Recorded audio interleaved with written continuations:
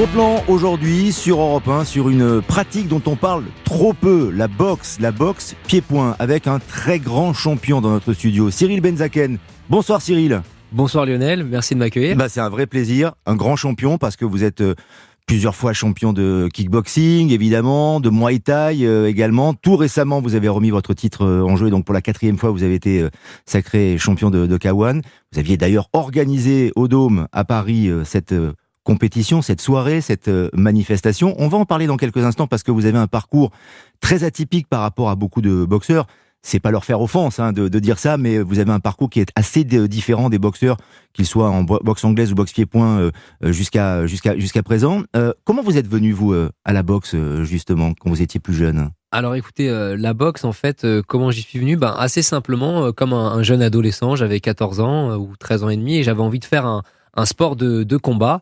Et assez naturellement, en fait, ayant fait du judo, je voulais un sport complet.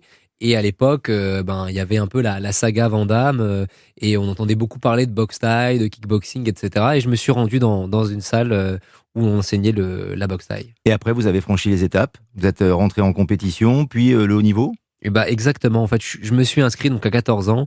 Et finalement, au bout de quelques semaines, quelques sessions, j'ai tout de suite senti la passion en moi. Et il y avait notre enseignant qui s'appelait Aurélien Duhart, qui était un grand champion et que je voyais avec des yeux émerveillés. Et en fait, je me suis dit, c'est ce genre de personne que je veux ressembler plus tard. Et donc, assez rapidement, je me suis mis à fond, engagé physiquement avec beaucoup d'entraînement.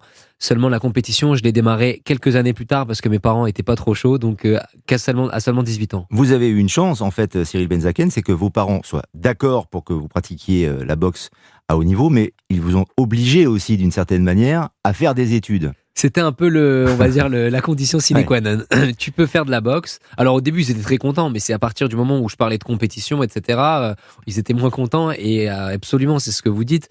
Ils m'ont dit, si tu veux faire de la compétition, il faut poursuivre tes études parce que la boxe, ça ne dure qu'un temps. Et en plus de cela, le temps dans lequel ça dure, il n'est pas forcément rémunérateur. Il te faut une activité à côté ou pour entamer ta reconversion. Et donc, c'est bien grâce à eux que je leur donne mon parcours académique. Et vous êtes diplômé de Paris-Dauphine, Bac+5. Et d'ailleurs, je crois que vous avez organisé votre premier championnat du monde parce que vous avez aussi des velléités de promoteur, d'organisateur, en plus d'être boxeur, étudiant et de faire aussi beaucoup de choses. Je crois que vous êtes mannequin également, on va en parler dans quelques instants. Non mais c'est vrai, c'est bien d'être polyvalent et de promouvoir aussi sa passion et de promouvoir son sport.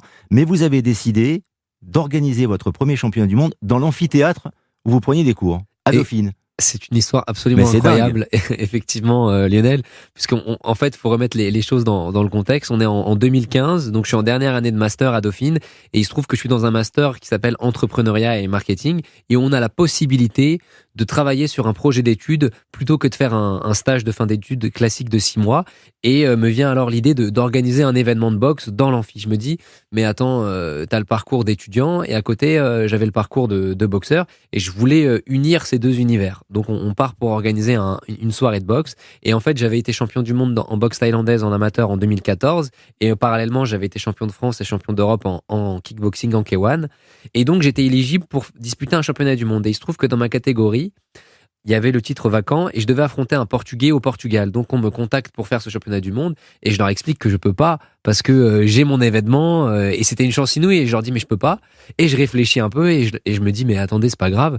On va demander aux Portugais, au clan portugais s'ils sont d'accord pour que le combat qu'ils veulent organiser chez eux, on l'organise à Paris-Dauphine dans l'événement que l'on avait baptisé le Dauphine Boxing Tour. Et ça c'est fait, donc ça s'est monnayé parce qu'on avait des taxes en plus. Et donc c'est comme ça qu'on a fait un championnat du monde à Dauphine, dans ce grand amphi plein à craquer, avec une ambiance surréaliste il y a quelques années. Avec vos collègues étudiants et étudiantes qui étaient là pour vous encourager. On imagine qu'il y avait une ambiance de fou. Une ambiance incroyable, oui, parce que j'avais mes collègues, il y avait des enseignants, mes collègues de fac étudiants, des plus jeunes, des associations sportives, un peu d'habitants du 16e parce qu'on avait communiqué. Et à côté de ça, ce qui était magnifique, c'est qu'il y avait aussi comme histoire la banlieue qui s'invite dans Paris 16, dans Paris Dauphine, parce qu'il y avait tous mes confrères de la boxe avec qui je m'entraîne en banlieue, qui sont venus à Dauphine sur ces bancs sur ce banc d'amphi, puisque finalement c'était dans un amphi, donc ils étaient sur des bancs d'amphi. Il y avait donc plein de boxeurs avec leur parcours aussi singulier soit-il, qui se sont retrouvés dans cet amphi. Ils l'auraient jamais cru,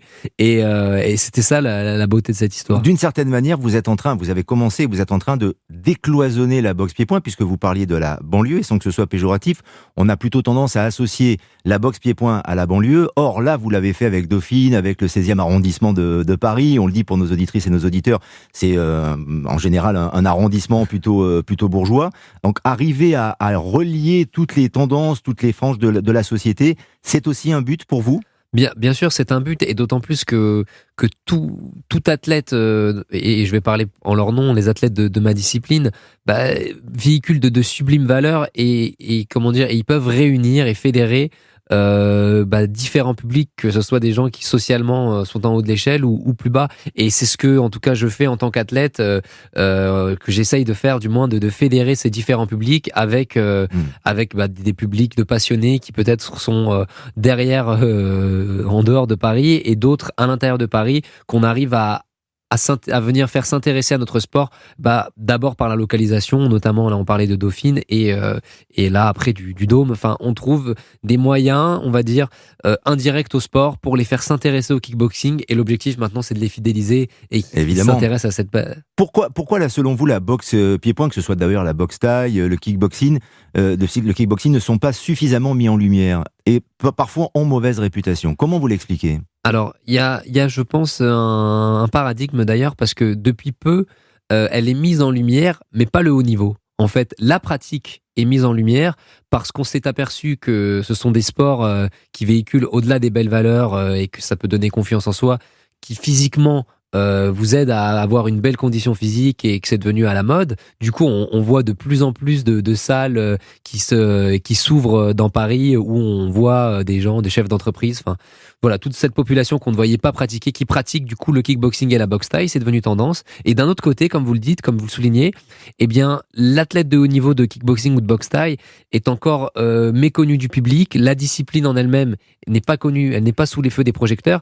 Et ça, je l'expliquerai tout simplement par le fait que il y a d'autres sports qui sont majoritaires, qui sont des sports majeurs, plus médiatisés peut-être, qui sont plus médiatiques, exactement. Et aujourd'hui, nous donner la parole, c'est déjà une forme de mise en place de cette démocratisation que on essaye de donner avec mon équipe de ce sport. C'est aussi une forme de reconnaissance, parce qu'il faut préciser, alors que ce soit le kickboxing ou la boxe thaï, en Thaïlande par exemple, vous avez combattu en Thaïlande, vous avez été champion du monde de boxe thaï là-bas. C'est un sport qui est très important. Enfin, c'est la vie, c'est le quotidien pour les gens. C'est quelque chose de très important. Bien sûr, c'est un sport qui est omniprésent. Alors, je vous rassure, le foot reste quand même la religion de tout pays. Enfin, quasiment tout le monde pratique la boxe thaï. Il y a des salles de boxe thaï partout en Thaïlande. Alors, il y a des salles de boxe thaï de partout. Il y a vraiment un intérêt pour ce sport, tout simplement qu'il est culturel. Et donc, c'est vraiment un sport reconnu par les Thaïlandais, par le peuple, et donc par les médias locaux. Rappelez-nous quelle est la différence entre le kickboxing et la boxe thaï. C'est-à-dire sur la pratique, on se sert des poings et des pieds, mais en boxe thaï, on peut utiliser les coudes et on peut utiliser les genoux, ce qui n'est pas forcément toujours le cas selon les variantes de kickboxing. Alors, vous avez la boxe thaïlandaise qui est le sport le plus hybride, on va dire, debout, parce que vous avez le droit donc au poing, aux pieds, aux genoux et aux coups de coude, et vous avez le droit également à ce qu'on appelle les phases de corps à corps, où on peut attraper son partenaire et le projeter au sol, mais le combat reste toujours debout, et on est sur un format de 5 rounds de 3 minutes. Alors qu'en kickboxing, en fait, vous avez le droit, c'est un sport plus de percussion, où il n'y a pas cette phase de contact, et donc vous avez le droit au poing, aux pieds, aux genoux, et pas de clinch. Pas de clinch, voilà, d'attraper effectivement par le cou, par les épaules son adversaire. Ça me fait penser que on parle de plus en plus aujourd'hui, ça va être libéralisé de MMA, la pratique du MMA, c'est-à-dire l'association de plusieurs arts martiaux. Comment vous voyez ça, vous, Cyril Benzaken? Est-ce que vous trouvez que c'est une bonne chose? Est-ce que vous pourriez basculer dans le MMA un jour? Alors, sportivement, je ne me vois pas basculer dans le MMA, tout simplement parce que j'ai pas d'appétence pour la partie grappling, jujitsu, donc ou même pour le sol, pour la lutte, pour le sol, etc. Ouais. Et donc, si j'ai pas d'appétence, je me vois pas performer et venir faire de la figuration, ça m'intéresse pas. D'accord. Maintenant, le regard que je porte sur ce sport, ça fait un moment donné que j'ai un regard sur ce sport, et j'ai beaucoup d'admiration, tous déjà pour les athlètes de ce sport parce que ce sont des vrais athlètes, donc il faut le souligner.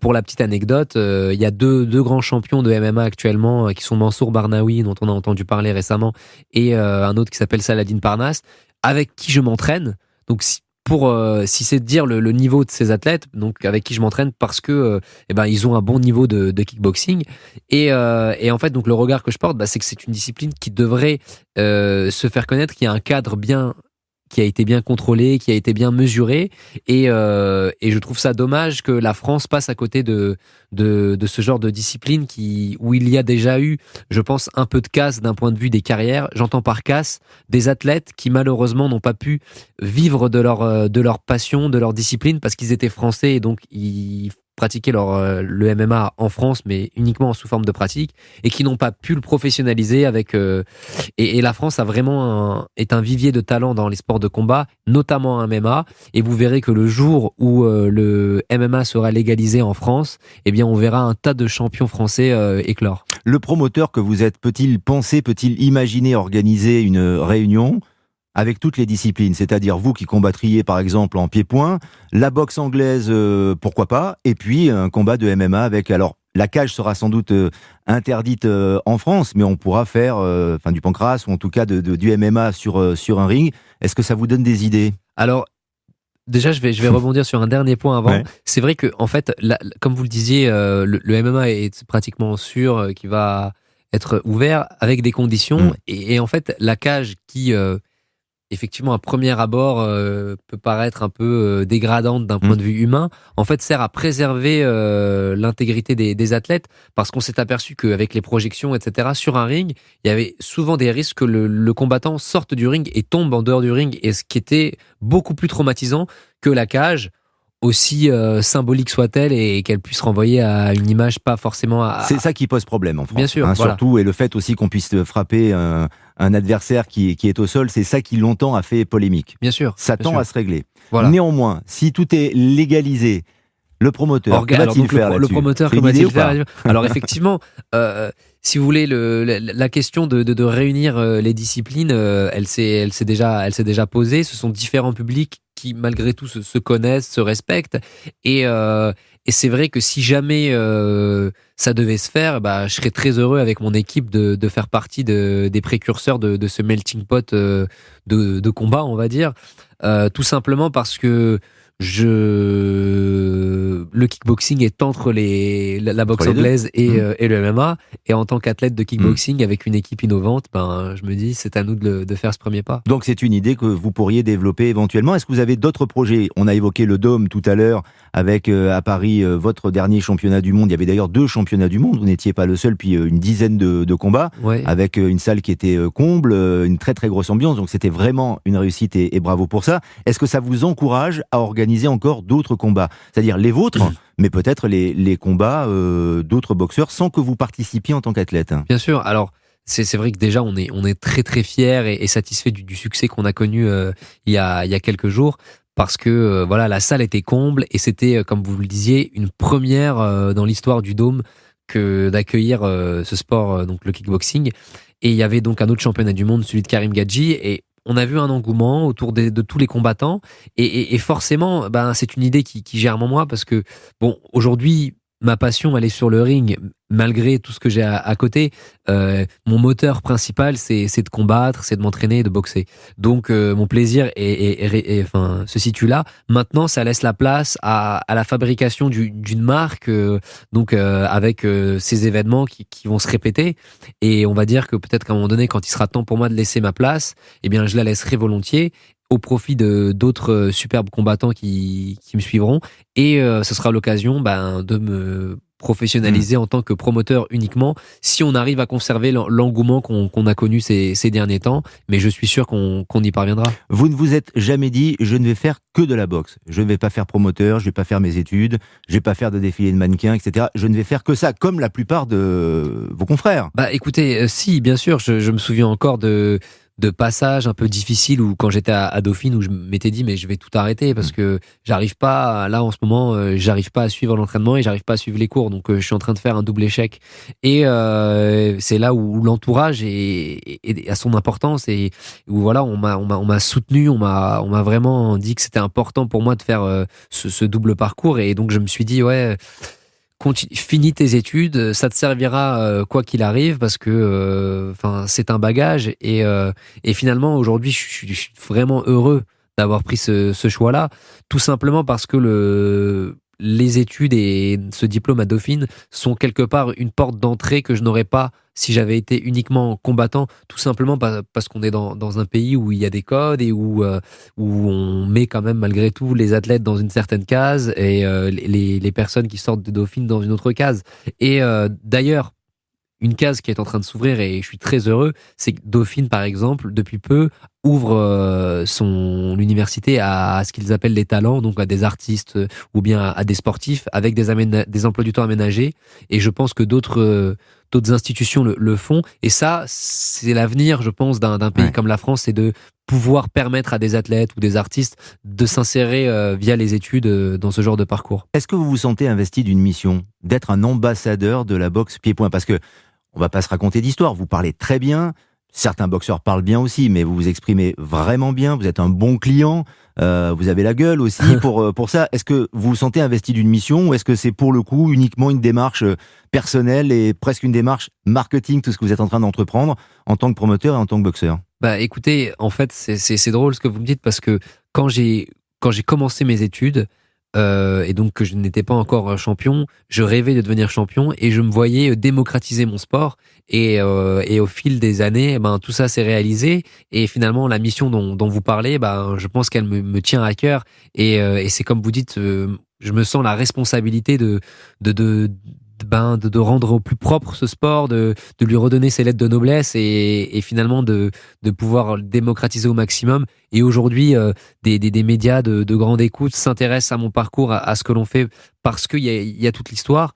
Et j'espère que demain, ils s'intéresseront aux athlètes, non pas pour l'histoire, mais pour la performance. Et c'est la plus belle chose que j'aurais pu faire pour mon sport. Vous savez quel sera votre prochain combat ? Quand vous allez combattre de nouveau et monter sur le ring, Cyril Benzaken ? Alors non, je ne sais pas encore quand je vais monter sur le ring. En tout cas, vu le succès que l'on a connu, on est en train de préparer une soirée pour fin 2019 qui sera sûrement surprenante. Mais on s'en fera l'écho. Vous reviendrez à ce micro, ça sera avec grand plaisir. On pourra encore échanger. Merci d'être venu sur Europe 1, Cyril Benzaken. Merci à vous. Bonne fin de carrière, encore une fois, bonne suite de carrière, en tout cas en tant que promoteur, en tant que boxeur. Tout ce que vous faites, c'est très bien, c'est super. Et à très bientôt.